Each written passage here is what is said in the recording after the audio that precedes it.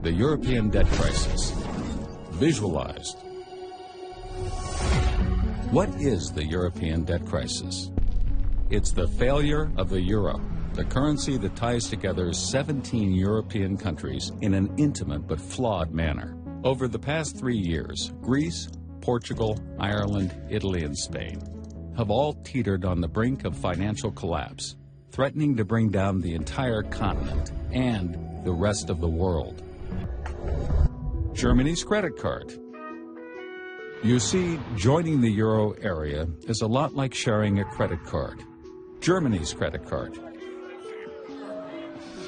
Lenders now believe that if Greece was unable to repay its loans, Germany and the other big economies of Europe would step in and repay them because they were now bound by a common currency. With a new abundance of cheap credit, Greece and other European countries were able to adjust their fiscal policies and increase spending to previously impossible levels. Some countries embarked on huge deficit spending programs, primarily for politicians to get elected. They made promises such as more jobs and generous pensions, all of it paid for with the new money they could now borrow. The governments of Greece, Portugal, and Italy accumulated huge debts. However, they were able to repay these debts with more borrowed money. As long as the borrowing continued, so did the spending and the unbalanced fiscal policies. In Ireland and Spain, cheap credit fueled enormous housing bubbles, just as it did in the United States. Credit flowed, debt accumulated, and the economies of Europe became tightly intertwined. Companies began opening factories and offices across Europe. German banks lending to French companies, French banks lending to Spanish companies, and so on and so forth. This made doing business incredibly efficient, while at the same time tying together the collective fate of the euro area. Things continued this way as long as credit was available, and credit was available until 2008. Spurred by a collapse in the U.S. housing market, a credit crisis swept the globe, bringing borrowing to a halt everywhere. Suddenly, the Greek economy couldn't function. It couldn't borrow money to pay for all the new jobs and benefits it created. It couldn't borrow the new money it needed to pay its old debts. This was a problem for Greece, but because of the unified monetary policy, it was also a problem for all of Europe. Much of Europe had been on a spending spree and borrowed more money than it could ever repay. But the problem is somebody has to pick up the tab, or else every country in the euro area will suffer. Since the countries that ran up the bill couldn't repay, everyone looked to Germany.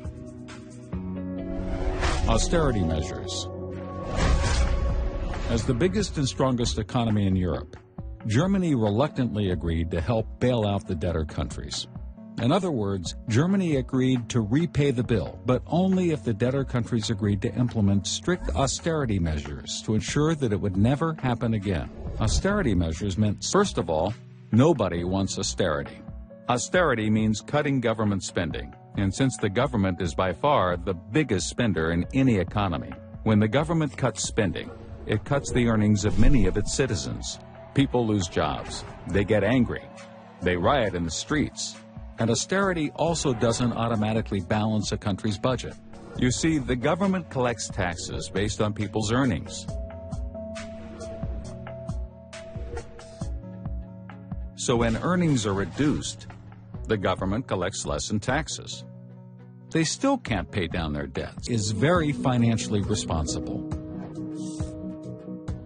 Ever since the terrible hyperinflation the country experienced after World War I, it's been extremely inflation-averse and incredibly careful about spending and borrowing.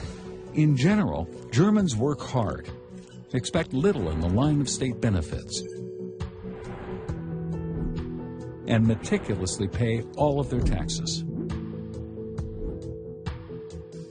Many Greeks, on the other hand, enjoy generous state benefits and don't pay taxes.